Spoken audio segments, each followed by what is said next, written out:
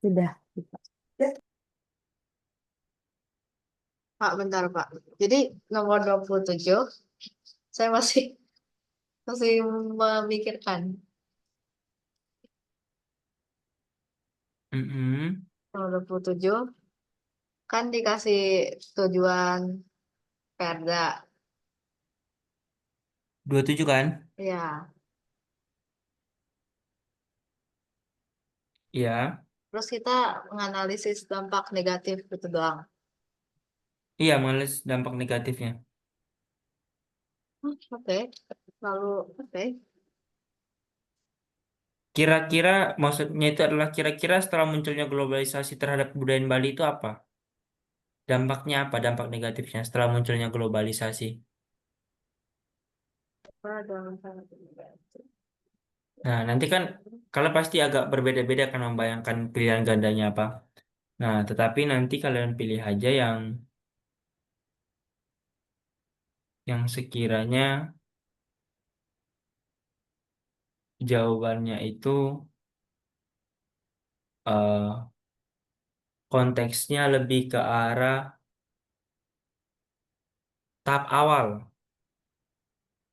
tahap awal, tahap awal dari budaya itu tersebut.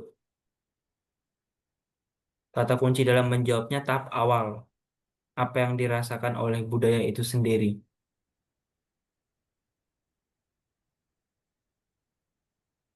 Gitu ya. Kalau yang Bali kan itu dia budayanya sangat sangat melekat dengan kehidupan sosial. Ada lagi yang mau ditanyakan? Jauh itu kayaknya udah deh, Pak. Udah, oke, saya lanjut ke soal nomor 28. Di soal nomor 28 di sini anak-anak hanya diminta untuk soalnya itu gampang ya.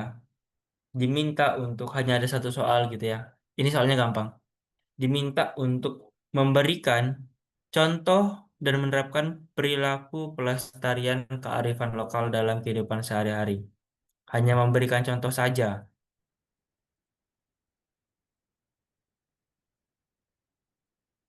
Ingat, memberikan contoh saja ya.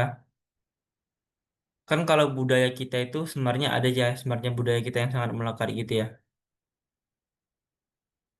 Ada gitu sebutannya, saya nggak mau nyebutin nanti jawabannya lagi. Nanti peserta didik itu ya menganalisis perilaku keseharian yang mencerminkan esensi nilai kearifan lokal. Dapat menganalisis perilaku keseharian yang mencerminkan ada kata kunci esensi ya, esensi nilai kearifan lokal Nusantara. Tetapi perilakunya dalam keseharian. Ingat, dalam keseharian. Dalam keseharian ya perilakunya. Oke, Pak. Oke, Ya. Oh, ya.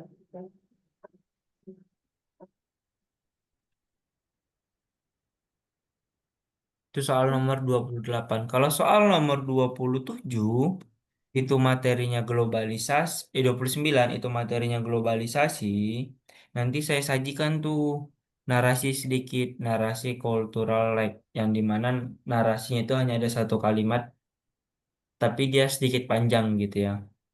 Nah, setelah anak-anak baca, terus terus anak-anak kritik tuh, kira-kira eh, sikap kritis yang paling tepat untuk menjaga eksistensi budaya lokal itu apa? Kulturalek itu berisi mengenai gaya hidup kebarat-baratan yang mudah diterima oleh masyarakat Indonesia. Kira-kira nanti jawabannya yang tepat atau sikap kritis yang paling tepat untuk Anda pilih dalam menjaga eksistensi budaya lokal itu yang mana gitu dari A sampai D? Apakah kita eh, harus memperbaharui atau bahkan hal lainnya? Tapi itu bukan pilihan A, B, C, D-nya ya. Nah, di sini hanya diminta untuk menganalisis. Oh maaf, di sini anak-anak hanya menentukan sikap kritis gitu ya, sikap kritis terhadap narasi tersebut.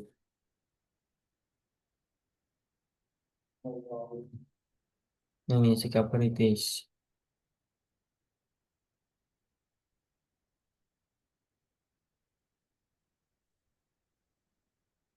Ini kata kuncinya. Oke, sampai sini paham? Paham, Mbak. Seriusan? Iya, kayaknya yang ini Aduh, oke lah. 15 soal lagi ya. Jayo. Tuh. Oh, untuk soal nomor 30 ini kita materinya itu globalisasi gitu ya. Di sini nanti itu anak-anak diminta untuk merumuskan ide pengembangan produk lokal yang memadukan unsur tradisi dengan fungsi unsur modern, gitu ya. Nah, anak-anak hanya ini nih. Nanti. Kira-kira eh, ide apa yang cocok untuk eh, untuk produk lokal ini agar mampu bersaing di era modern. Tetapi agar dia mampu bersaing, otomatis harusnya adanya modifikasi. Modifikasi entah itu dari bentuk bahannya, entah itu bentuk promosinya gitu ya, yang sekiranya nanti itu berdampak pada masyarakat atau menyesuaikan dengan katakanlah seperti ini kan produk-produk modern gitu, dia mampu gitu. Setelah anak-anak nanti bisa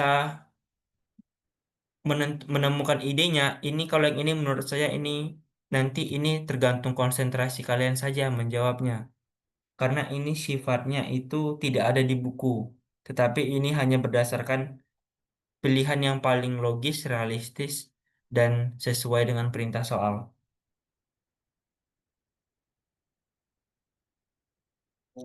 Kira-kira ide apa sih yang saya lakukan agar ya produk lokal itu mampu bersaing gitu loh?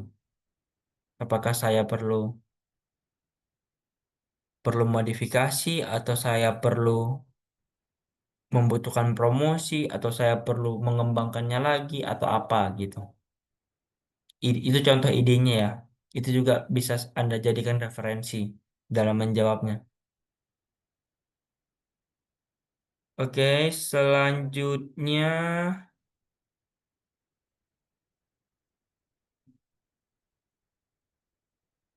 selanjutnya di soal nomor 31 itu oh ya, sebelumnya apakah sudah paham nomor 30?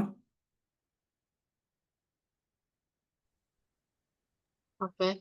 Ah, ini jadi kita Oke, kan paham. merumuskan ide doang kan. Jadi kayak Iya, gitu. merumuskan ide nanti jawaban Oke. di pilihan gandanya. Usahakan ketika memilih pilihan ganda itu usahakan idenya yang sangat realistis ya, sangat realistis. Wah, Ini ada Jadi yang sebenarnya agak logis realistis, sedikit. Pak. sudah sudah pernah ngebahasnya di kelas 9D gitu kalau nggak salah kemarin. Produknya, iya produknya Jessica lagi kalau nggak salah waktu itu. Ya itu produknya. Saya lupa ada pernah terjadi gitu. Emang Jadi ada ini yang agak logika ya. Ya ini ya ya hampir sama dengan soal logika lah. Hmm. Tapi ini nanti pilihannya juga ini sih anak-anak. Saya rasa kalian mengetahui jelas lah kalau kalian membaca pilihannya sampai habis. Saya rasa kalian nanti bisa menjawab karena kelihatan sangat jelas jawabannya yang mana. Oke, paham semua ya. Saya next ke soal nomor 31. Di soal nomor 31 itu materinya bentuk lembaga keuangan. Nah, nanti saya sajikan eh 4 poin lagi daftar pernyataan gitu ya mengenai fungsi operasional keuangan. Kira-kira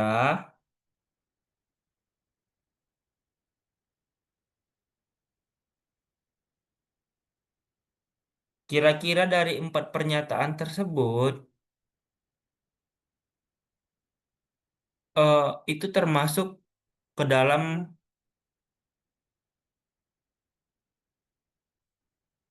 lembaga termasuk ke dalam lembaga keuangan yang memiliki wewenang yang komprehensif. Berarti nanti di sini anak-anak itu dimintakan nanti ada seperti lembaga keuangan itu kan fungsi operasional keuangan atau lembaga keuangan itu kan banyak jenis. Ada pegadaian, ada koperasi, ada koperasi juga ada jenisnya dua. koperasi daerah atau koperasi dari pemerintah, lalu ada bank umum, itu juga termasuk gitu ya, operasional keuangan. Kalau bank umum itu sudah menyeluruh mulai dari bank pemerintah maupun bank negeri gitu ya. Lalu ada pegadaian tadi sudah, koperasi juga sudah, simpan pinjam itu juga bisa. Nah, nanti dari 4 poin tersebut yang termasuk dalam yang saya sampaikan tadi itu apa? Termasuk dalam bidang mana dia? Gitu ya. Sebentar. Saya bingung. Boleh dijelasin ulang nggak Pak? Sebentar. Kan koperasi, terus ada Bank Indonesia. Operasional keuangan, bukan Ah, operasi dong. Operasional keuangan. oh operasional keuangan. Ya, Oke, oke, oke. ada yang lagi yang mau ditanyakan? Ada Pak. Oke, cukup. Saya next ya ke soal nomor 32. Untuk soal nomor 32 itu materinya perkembangan transaksi ekonomi digital. Nah, kalau di sini itu nanti saya sajikan gitu narasi, ya narasinya sekitar 1 kalimat saja narasinya. Saya sajikan narasinya itu mengenai mengenai resiko transaksi daring. Nih, narasinya isinya ini nih, gambarannya secara menyeluruh. Resiko transaksi transaksi daring gitu ya.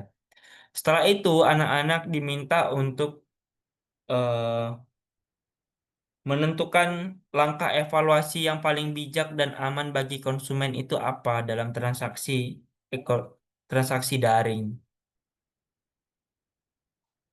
Ingat, menentukan atau menganalisis atau mengevaluasi gitu ya. Menentukan langkah evaluasi yang paling bijak dan aman bagi konsumen itu apa dalam transaksi daring. Kalau transaksi daring itu kan biasanya di aplikasi e-commerce ya, yang dimaksud itu. Nanti dari Shopee, TikTok, atau bahkan aplikasi lainnya.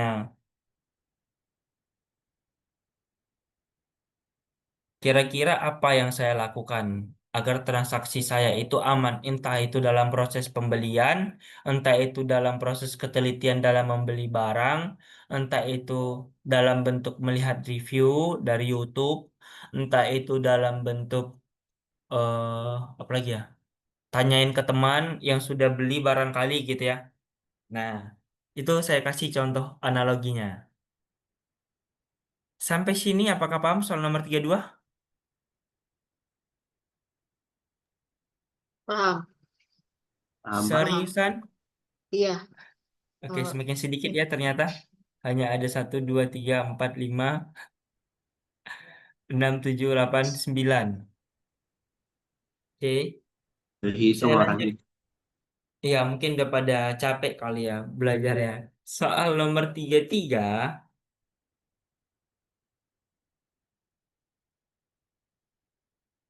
soal nomor 33 itu kita topiknya perkembangan transaksi ekonomi digital. Nanti itu saya sajikan perbandingan antara instrumen pembayaran gitu ya. Instrumen pembayarannya tentunya itu dari transaksi tradisional secara langsung dan modern itu transaksinya melalui eh, fintech gitu ya, financial teknologi seperti menggunakan OVO, ShopeePay, GoPay dan Dana gitu ya. Nah, setelah itu nanti anak-anak itu peserta didik itu dapat mengevaluasi perbedaan mendasar aspek aksesibilitas gitu ya masyarakat terhadap uang elektronik dan uang giral. Uang giral ini adalah uang itu ya, Apa? ya uang kartal. Itu sama uang giral sama uang kartal itu sama. Uang kartal itu maksudnya uang kertas dan logam. Oke.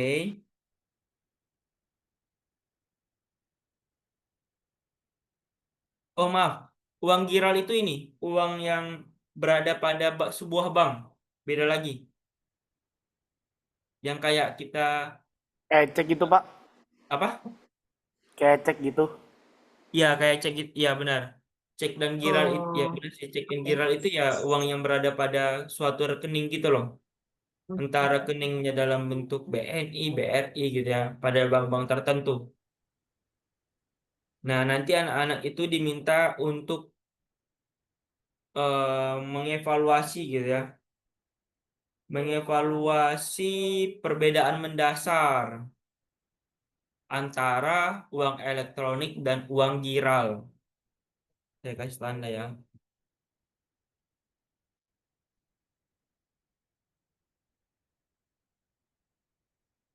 Eh,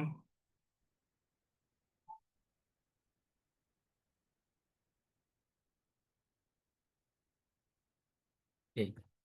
Ini uang giral.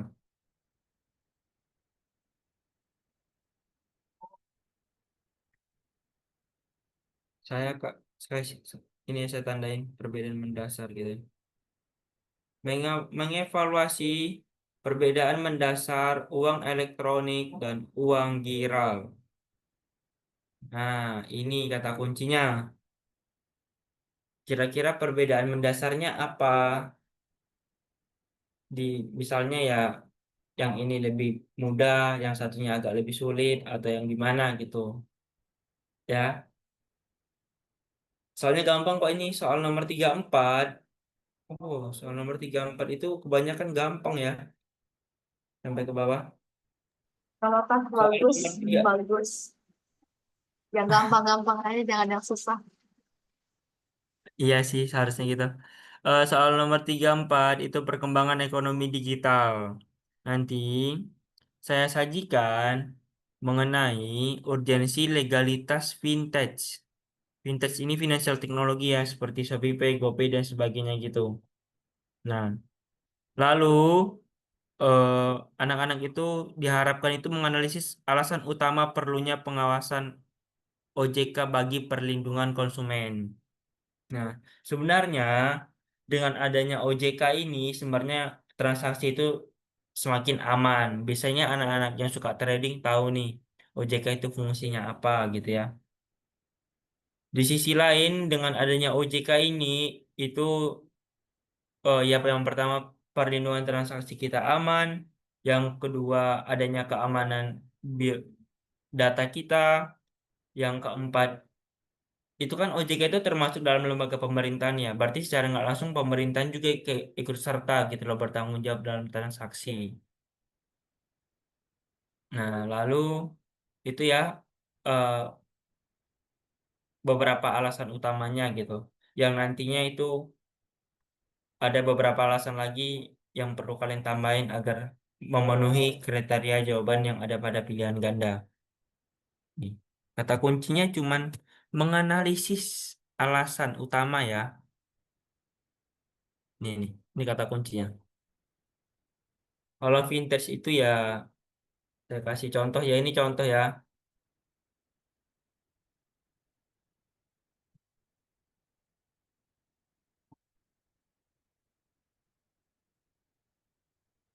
Dan lain-lain gitu ya.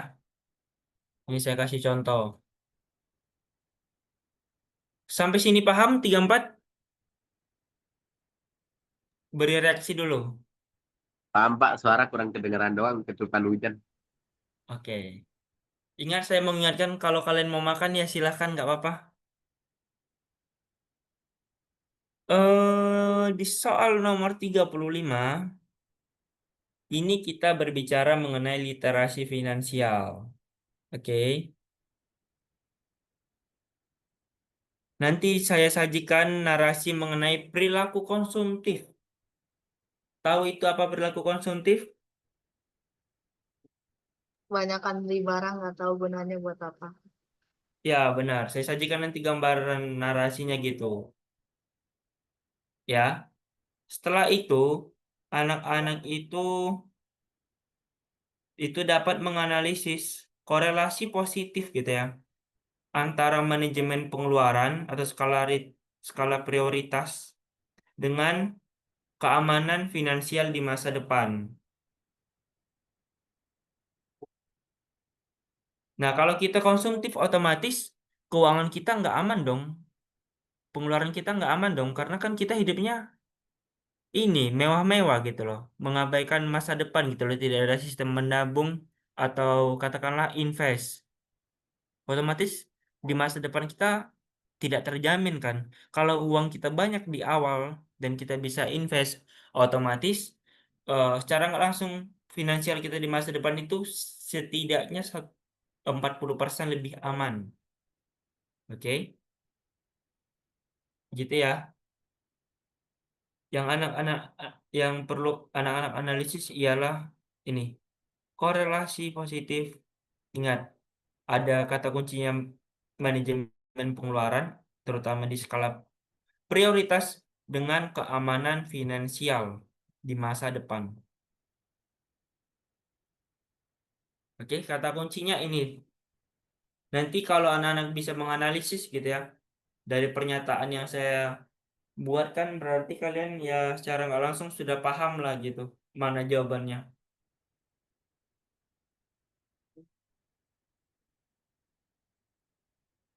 Oh ya, dan jawabannya juga sangat terlihat gitu ya nanti.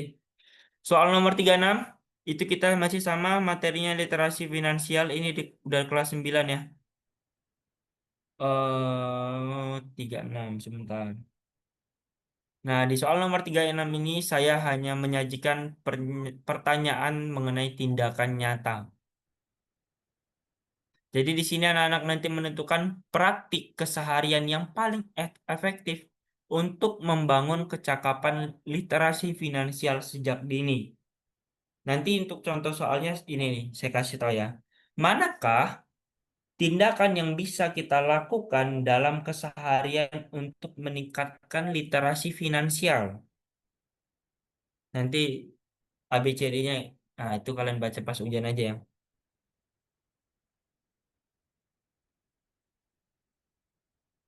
Ingat, ini jawabannya nanti eh, pada ini. Jawabannya akhirannya ini. Outputnya hasil akhirnya.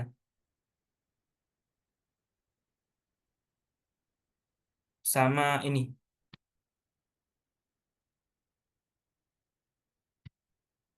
Anak-anak itu menentukan ini aja. Menentukan jawabannya nanti. Menentukan praktik keseharian yang paling efektif gitu ya. Dal untuk membangun kecakapan literasi finansial sejak dini. Nanti pilihannya ini sangat gampang. Ingat kata kuncinya ini ya. Oh, langsung saya tandain aja apa ya sama ini. Ini saya tandain nih. Nah, ini nanti jawabannya. Jawabannya itu nanti maksud dari pernyataan ini. Oke, paham? Sama. Paham, Pak. Oke. Di soal nomor 37, sebentar. Ini soalnya itu nanti mengenai bonus demografi ya. Tahu arti apa itu bonus demografi? Nah, kalau anak-anak tahu apa itu dari pengerti arti dari bonus demografi, berarti anak-anak tahu nanti jawabannya. Nah, nanti saya sajikan tentang urgensi peran dari pemuda gitu ya. Terus anak-anak itu mengidentifikasi alasan objektif mengapa pemuda menjadi kunci kemajuan bangsa berdasarkan aspek produktivitas. Saya rasa nanti anak-anak perlu mencari ini, maksud dari bonus demografi itu apa? Biar nanti mengetahui jawabannya.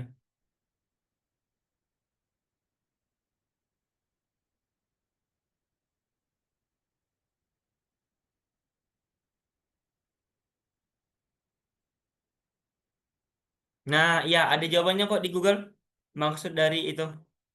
Nah, oke, nanti dicari saja di Google. Ini langsung saja kalian cari misalnya ya maksud dari bonus demografi gitu ya. Oke. Saya kasih nih, biar nanti kalian bisa lihat videonya ngulang gitu ya.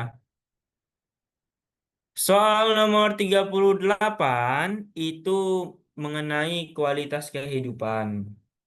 Nah, di sini juga soalnya gampang, anak-anak hanya menentukan contoh perilaku nyata dan sederhana yang dapat dilakukan dalam keseharian untuk mendukung pembangunan.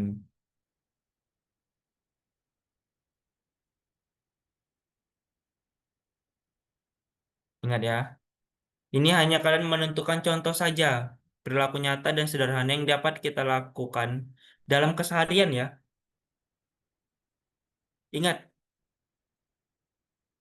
contoh perilaku nyata dan sederhana yang dapat dilakukan dalam keseharian. Dalam keseharian, berarti yang ada pada sekeliling kita. Jangan yang cari yang di luar kita gitu ya. Karena kan dia yang ada pada yang kita lakukan pada keseharian dan perilaku nyata serta sederhana. Sampai sini ada yang mau ditanyakan? Ya, mengerti. Paham ya? Yes. Oke, saya next. Soal nomor 39. Soal nomor 39 itu topiknya potensi dan tantangan Indonesia menjadi negara maju. Nah, di sini nanti saya sajikan narasi mengenai kebijakan hilirisasi. Hilirisasi terutama di bidang sumber daya alam nikel gitu yang tidak dapat diperbarui. Nanti setelah itu anak-anak analisis mengenai eh dampak positif jangka panjang bagi perekonomian nasional itu apa?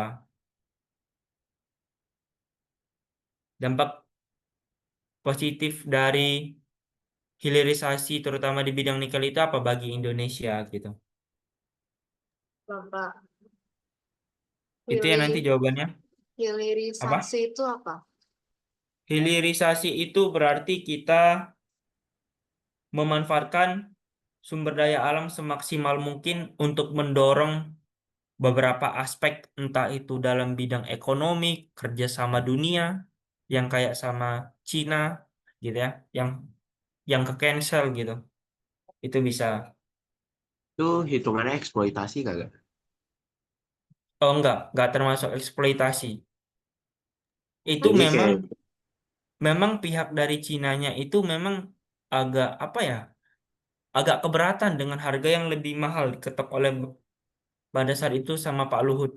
Harganya mahal banget diketok. Kan mereka juga bukan hanya minta ekspor kan, mereka juga ingin membangun sekaligus ngekspor nikelnya juga ke vendor-vendor lain. hmm, Makanya tidak jadi. jadi itu cuma kayak maksimalin itunya doang ya, penggunaan SDA-nya yang hilirisasi. Mm. Pak, Ingat ya dampak positifnya ya, ingat. Kalau ada hilirisasi otomatis misalnya terjadi otomatis apa? Baik kan banyak perusahaan yang masuk kan, bener nggak? Otomatis apa kalau masuknya perusahaan lain akan menimbulkan apa dampak positifnya? Ekonominya naik. Ya benar, ekonominya apalagi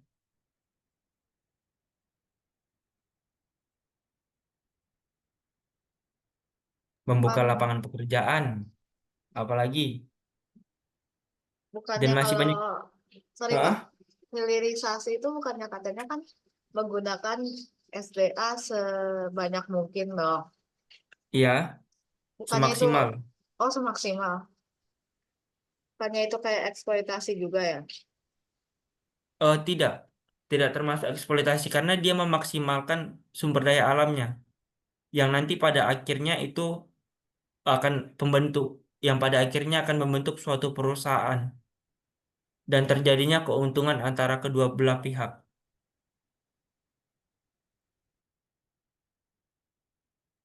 Oke, makasih Pak. Tapi mungkin kata-katanya yang pertama itu mungkin salah ya, kurang tepat. Tapi eh, bukan tadi saya katakan apa?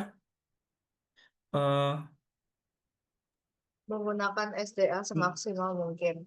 menggunakan SDA semaksimal. Mungkin agak saya ganti lagi, tapi kata-katanya memanfaatkan sumber daya alamnya semaksimal mungkin.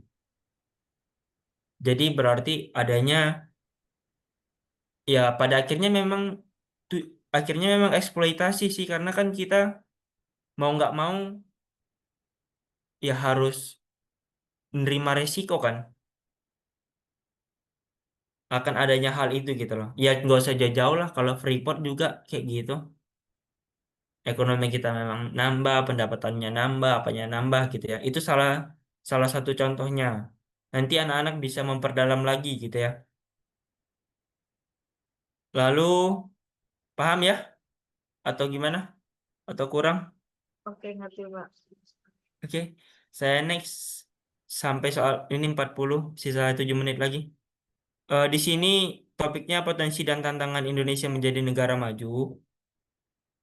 Nah, nanti di sini saya sajikan soalnya itu, saya sajikan narasi mengenai hambatan riset dan pengembangan ya gitu ya, atau R&D. Nah, setelah itu nanti anak-anak diminta tuh analisis korelasi antara penguasaan teknologi dengan kemandirian pengelolaan sumber daya alam. Nah, kalau di Indonesia itu kan praktiknya kita punya sumber daya alam, tapi kita tidak bisa menggunakan teknologi atau tidak mandiri dalam proses penggunaan teknologi. Benar? Nah, Yes. dengan demikian, maka nanti anak-anak diminta kira-kira eh, hal apa sih yang dibutuhkan masyarakat Indonesia agar kedua hal tersebut bisa berjalan bersamaan dan kita mendapatkan keuntungan gitu. Oke? Oke, Pak. Bersama. Oke. Nah, atau simpelnya gini, kira-kira eh, gini, maaf, nanti gini, anak-anak perlu analisis seberapa pentingnya teknologi itu terhadap sumber daya alam Indonesia. Itu juga bisa nanti ketemu jawabannya. Karena kan selama ini karena kita punya nggak punya teknologi, nggak paham teknologi, otomatis kita disetir oleh bangsa lain dong dampak negatifnya, benar nggak? Yes. Nah, kalau kita bisa sendiri itu kira-kira dampaknya apa gitu. Nanti itu menjadi jawabannya ketika kalian paham akan hasil analisis kalian sendiri berdasarkan kisi-kisi. Kalau soal nomor 41 itu juga sama, potensi dan tantangan Indonesia menjadi negara maju. Nanti di sini eh, saya saya sajikan narasi gitu ya, ketimpangan wilayah gitu ya, wilayah barat dan timur gitu ya.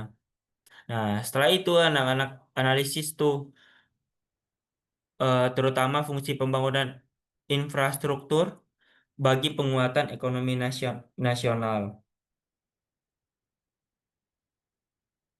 Kalau kalau selama ini kan pembangunannya fokus di wilayah barat, wilayah tengah dan barat kan. Tetapi di wilayah timur itu sangat sangat sedikit lah atau katakanlah pembangunannya tidak semaksimal di wilayah tengah dan barat Indonesia gitu. Otomatis ekonominya akan rusak dong jika seperti itu. Ya, Pak. Dan secara nggak langsung kan seperti kita bahas sebelumnya, kalau di bidang ada yang dengan adanya infrastruktur maju atau jalan tol itu otomatis mempercepat kunjungan antara wilayah satu dengan wilayah lainnya kan. Nah, itu juga itu termasuk di bidang ekonomi. Nah, nanti coba dianalisis ya. Yang ini sudah kita pelajari kok sama saya kemarin itu. Semoga kalian masih ingat dan ada yang mencatat. Sampai sini paham? Atau Paham, ada yang Pak. kurang jelas? Paham, Pak. Berapa menit lagi, Pak? Itu 4 menit lagi. Masih bisa Oke. 2 soal lagi. Mungkin ini terakhir kali ya. Oke lah ya. Ya, Sekali lagi gak apa-apa juga. jangan. Karena sih seberapa soal lagi sih ini. Ntar Oke, saya lanjut gimana? ya. Ini mungkin yang terakhir saja. Ya udah, oke lah. Palingan sisa 2 soal nanti yang tidak saya jelasin ini. 44 atau 45. Soal nomor 42 nanti itu saya sajikan tantangan banjir gitu ya, banjir tropis, terutama di iklim tropis sih. Nah, di sini nanti anak-anak diminta tuh eh, peserta didik dapat menentukan strategi kerjasama global regional yang paling efektif untuk mitigasi bencana di masa depan. Terutama ini banjir tropis ya. Biasanya di iklim-iklim tropis itu sangat sering terjadinya banjir. Kira-kira,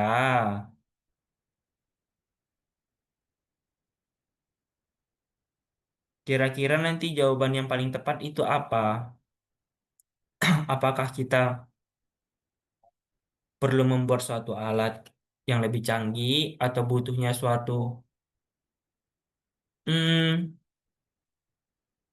Butuh suatu penyaluran ke- sih. Penyaluran atau apa? Saluran air yang baik. saluran irigasi yang baik ya itu Iya, juga bisa atau bahkan hal lainnya gitu loh. Atau bahkan kita perlu untuk membuat sebuah teknologi yang lebih canggih yang kayak seperti China itu kan dia membuat bendungan. Indonesia juga ada sih membuat bendungan di Sulawesi gitu. Kalau di Cina juga gitu ada. Kalau di Jepang deng. Tapi kalau di Jepang itu dia konteksnya berbeda. Dia itu konteksnya gempa bumi. Ketika terjadinya gempa bumi gitu ya, bangunan biasanya cuma monoton gini kan. Kalau di Jepang dia dikasih seperti bola. Jadi kalau gempa bumi dia gini bangunannya. ceper gitu Itu loh, kalau Pak. di bidang teknologi. Kalau di banjir nanti apa perkiraannya gitu. Oke, nanti ini Oke. jawabannya sangat jelas. Saya rasa kalian bisa memberikan jawaban yang pas. Untuk soal nomor eh 43, dikit lagi ya. Ini materinya SDGs, Sustainable Development Goals ya, pembangunan berkelanjutan. Nanti saya sajikan pertanyaan mengenai solusi dari kemiskinan, gitu ya. Kira-kira, jadi anak-anak hanya menentukan tindakan yang bersifat pemberdayaan atau sustainable dibandingkan bantuan yang bersifat konsumtif.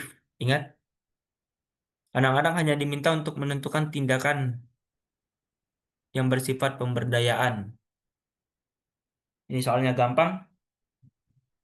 Nanti juga jawabannya usahakan memilih jawabannya agak bisa memilih ya mana yang konsumtif, mana yang bersifat ini klasik gitu ya. Kalau yang konsumtif itu yang kayak TikToker itu loh, direkam itu konsumtif. Entah itu mau Klasik diberi masih apa itu direkam itu konsumtif ya. yang Eh satu lagi tuh kayak produktif apa gimana? apa? Yang satu lagi itu kayak produktif apa gimana yang tadi? Produktif maksudnya? Iya. Yang konsumtif Em, salah satu. ya Yang sustainable itu artinya apa, Pak? Gitu loh. sustainable itu artinya ya katakanlah seperti penolongannya itu benar-benar real atau katakanlah seperti benar-benar dari hati nurani tanpa adanya suatu dorongan atas konten. Kan kalau konsumtif ini kan maksudnya itu kayak konsumsi semua publik. Kalau Iya. sustainable itu atau pemberdayaan itu kan dia